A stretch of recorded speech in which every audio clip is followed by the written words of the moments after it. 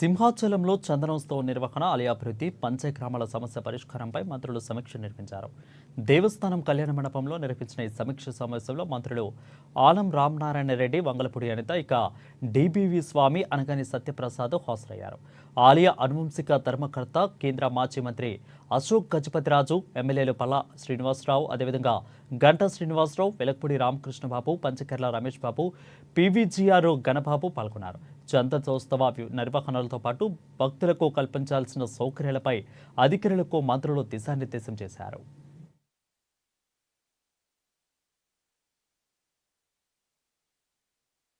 దాదాపుగా రాష్ట్ర ప్రభుత్వంలోని ముఖ్యమైన 4 శాఖల మంత్రులు, ఇన్ఛార్జి మంత్రి గారు, రెవెన్యూ మంత్రి శ్రీ అనగాని సత్యప్రసాద్ గారు, హోంమంత్రి సోదరి అనిత గారు, ప్రభుత్వ ఇన్ఛార్జ్ మంత్రిగా శ్రీ బాల వీరాంజనేయ స్వామి గారు, దేవాదాయ శాఖ మంత్రిగా నేను, మా అందరినీ మించి గౌరవనీయులు సింహాచల దేవస్థానం యొక్క ఫౌండర్ కమిటీ చైర్మన్, వంశపారంపర్య ధర్మకర్తలు అయిన శ్రీ పూసపాటి అశోక్ గజపతిరాజు గారితో, జిల్లా కలెక్టర్ గారు, సిపి గారు, మా ఎండోమెంట్ సెక్రటరీ గారు, కమిషనర్ గారు, ఇతర అధికారులతో కలిసి ఇక్కడికి సమీక్షలో పాల్గొంటున్నాం.